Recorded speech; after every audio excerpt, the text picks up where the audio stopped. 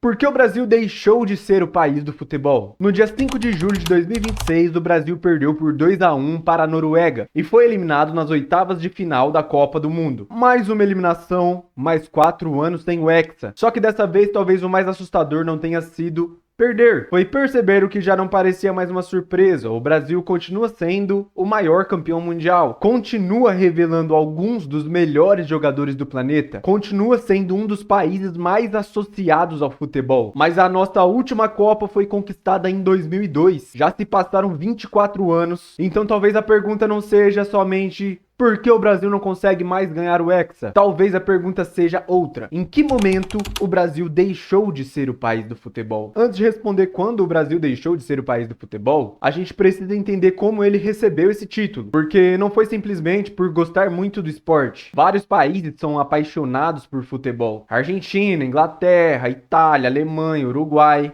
O Brasil virou o país do futebol porque, durante algumas décadas, parecia reunir tudo ao mesmo tempo. A paixão popular, os melhores jogadores, uma maneira própria de jogar e, principalmente, a quantidade de títulos. Em apenas 12 anos, entre 1958 e 1970, o Brasil ganhou 3 Copas do Mundo. Pelé ganhou 3. E aquela seleção de 1970 não foi apenas campeã. Ela virou uma espécie de imagem definitiva do futebol brasileiro. Um futebol habilidoso, ofensivo, criativo e aparentemente espontâneo. Era como se o brasileiro jogasse futebol de uma maneira que não podia ser ensinada. Como se aquilo viesse da rua, da praia, da várzea, da malandragem, da mistura do país. Só que essa imagem não nasceu apenas dentro de campo.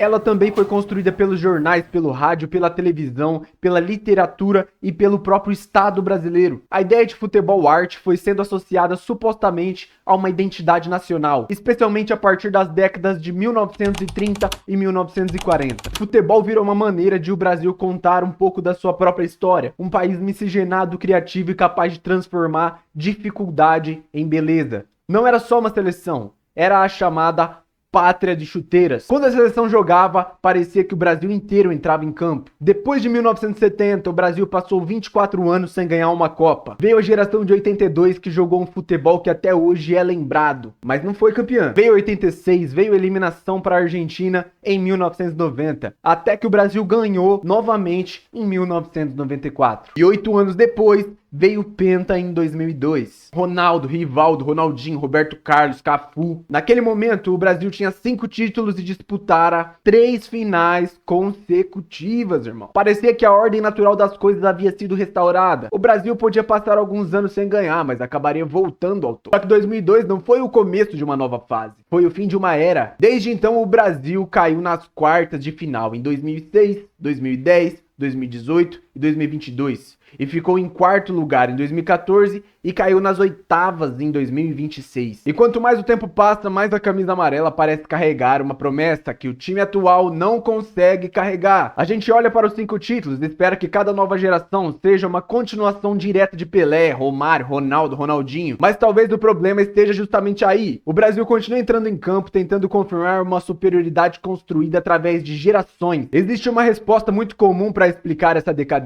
O Brasil não produz mais craques como antigamente. O Brasil ainda produz Vinícius Júnior, Rodrigo, Endrick, Estevão, Rafinha, tantos outros jogadores disputados pelos maiores clubes do mundo. Em 2026, o Brasil continuava sendo o maior exportador de jogadores do futebol mundial, com 1.455 atletas brasileiros atuando no exterior, dentro do levantamento do CS Football Observatory.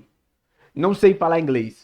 Foda-se. Então não parece correto dizer que o talento simplesmente acabou. O que aconteceu é que o mundo mudou. Durante muito tempo, alguns países concentravam quase todo o conhecimento, a infraestrutura e a tradição do futebol. Hoje, preparação física, análise de desempenho, ciência de dados, estudo tático, formação de atletas estão muito mais espalhados. Jogadores de seleções consideradas menores treinam nos mesmos clubes com os mesmos profissionais e dentro das mesmas estruturas. O atacante brasileiro e o defensor norueguês podem passar a temporada inteira disputando o mesmo campeonato Eles se conhecem. Em 2026, a Espanha conquistou seu segundo título, derrotando justamente a Argentina. O Brasil não deixou necessariamente de saber jogar. O restante do mundo aprendeu a competir em condições muito próximas. Só que existe uma contradição. O Brasil ainda é o maior exportador de jogadores do mundo. Isso parece demonstrar força, mas também revela uma fragilidade. Os melhores brasileiros saem cada vez mais cedo. Muitos deixam o país antes mesmo de disputar uma temporada completa como profissionais. O clube brasileiro identifica o jogador, forma sua base e assume esse risco inicial. Mas é na Europa que esse atleta passa boa parte da sua carreira. É lá que ele recebe o treinamento tático mais avançado, convive com os melhores jogadores do mundo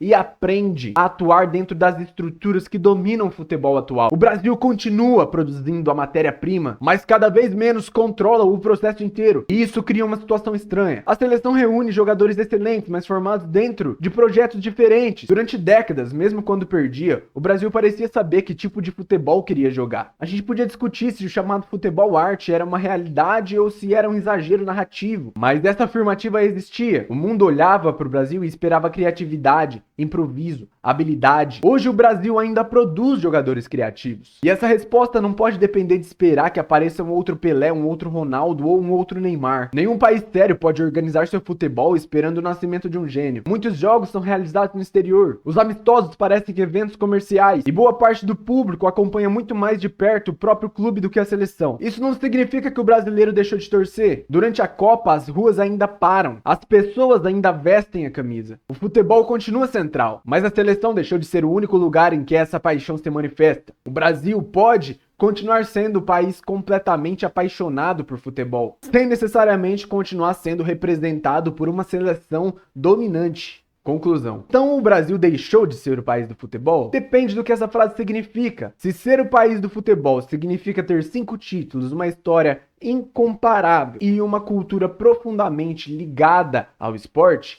o Brasil ainda ocupa esse lugar.